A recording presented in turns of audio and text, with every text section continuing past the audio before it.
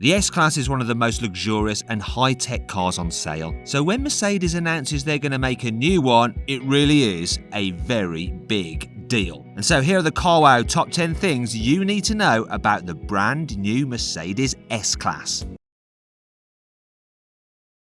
Okay, let's start off with the most controversial part. Now in the past, the S-Class set the design tone and it was filtered down in diluted form to lesser Mercedes models. Now though, it's as though this is happening the other way round. The A-Class now seems to be setting the look, and the other models, the more expensive ones, are actually adopting it. This has already happened with the new E-Class, which does look sportier than before, but it's questionable whether a sporty look really suits an E-Class. In my mind, it's definitely not right for the S-Class, a car which should be regal, not racy. It's the same story around the side. Mercedes has got rid of some of the old car's creases, and now it just looks like a longer E-Class, which looks like a longer C-Class, which looks like a longer A-Class.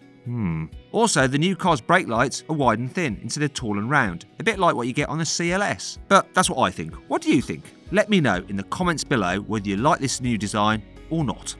Thankfully, the new S-Class's interior does look completely different to any other Mercedes model, and it really is a stunning cabin, better than anything from Audi and better than anything from BMW, in my humble opinion anyway. The first thing that you notice is the massive new touchscreen, but more on that later. The old car's horizontal dash with its big round air vents has gone. Now you get this great big curved dashboard with 4 slim rectangular vents on the top. You can get the S-Class's interior with a load of different trims, but my favourite is this wooden design with vertical metal bars. It looks like a vintage speedboat got a bit fruity with a grand piano. All this wood looks especially good with the car's new mood lighting turned on. And just like before, you can get the S-Class with a panoramic glass roof to make its massive cabin feel even more massive and spacious. The new Mercedes S-Class comes with some really impressive safety technology. For starters, there's the new backseat airbags. These aren't just some extra curtain airbags, oh no. These are proper full-size airbags that pop out of the front seats. This means passengers in the back get the same protection as the driver in a head-on crash. They are optional though, and you can only get them in the long wheelbase models. Another optional feature is the pre-safe impulse side system. This automatically raises the car's air suspension by 8 centimeters if the car detects you're about to be T-boned from the side. This helps send the energy from the crash away from the doors and into the car's floor, which is where the car is the strongest, and so it protects everyone inside. Now, I know you can get something like this on the new Audi A8 and have been able to for a while, but the Mercedes system apparently operates even quicker, hurling the car up in the air a bit like an ejector seat. It's way faster, so it should be even safer. I reckon Mercedes' latest MBUX infotainment system is the best there is from any car maker. Yep, it's even better than BMW's iDrive. And the system in the new S-Class looks like it's going to be even better still. For starters, there's a new central touchscreen, and it's absolutely massive. Like Tesla Model S massive. And it uses OLED technology, so it looks absolutely gorgeous. Problem is, the screen is so big that Mercedes has had to get rid of 27 physical buttons on the dashboard to make room for it. And this means the touchpad and scroll wheel on the center console have gone too. I'm not sure if I like the sound of that. But at least the touchscreen can tell where your finger is even before you've pressed it. And it gets haptic feedback as well, so the screen vibrates like your mobile phone to let you know when you press the button. And just like with your mobile phone, you can actually lock the screen with your fingerprint or by using facial recognition. So there's no chance of your passengers fiddling with anything while you're out of the car. If they do manage to somehow mess with your settings, the Hey Mercedes voice activation system automatically recognizes your voice and will reset everything just as you like it. Also, there's a new heads-up display with Mercedes' latest augmented reality satellite navigation system. This gets new animated arrows that play over a live video feed from the car's front-facing camera, so it's even easier to spot a turning you need to make. Mercedes has even hidden a load of sensors inside the new S-Class that can tell where you're looking at all times.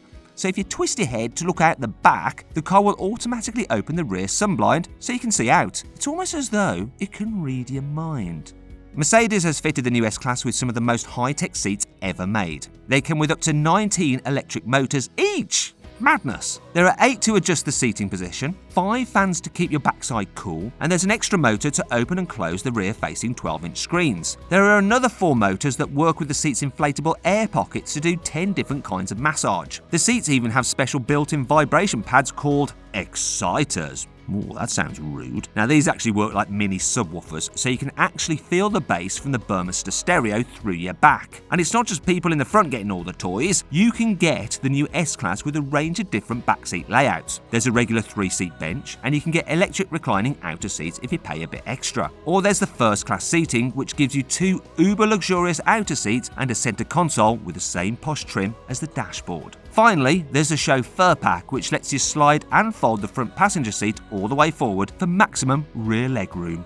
Initially, you'll be able to get the new Mercedes S-Class with 4 different engines. They're all 3-litre straight 6s, and they all come with a 9-speed automatic gearbox. Let's start off with the petrols. There's an S450 with 367 horsepower that will do 0 to 60 miles an hour in 5.1 seconds, and a more powerful S500 with 435 horsepower that does 0 to 60 in 4.9 seconds. Both of these are 4-wheel drive, and they come with a mild hybrid system. This uses a 22 horsepower electric motor that can take over from the engine when you're cruising to help save fuel, and it'll also give the engine a little boost when you accelerate hard. If you fancy a diesel, there are 2 to choose from. First up is the 286 horsepower S350D. You can get this with rear wheel or all-wheel drive. The rear wheel drive cars do 0 to 60 miles an hour in 6.4 seconds, and the 4-wheel drive versions take 6.2 seconds. There's also an S400D with 330 horsepower. This gets 4-wheel drive as standard and does 0 to 60 miles an hour in 5.4 seconds. Next year, Mercedes will also launch a V8 model, plus a plug-in hybrid with an electric-only range of up to 60 miles. And they'll also add a high-performance AMG S63 model to go up against the BMW M760 Li and Audi S8. High-performance headlights is always important on a high-end luxury car, and the new S-Class gets LED headlights as standard with 84 built-in diodes. But you can upgrade to a set of digital headlights. These only get 3 LEDs each.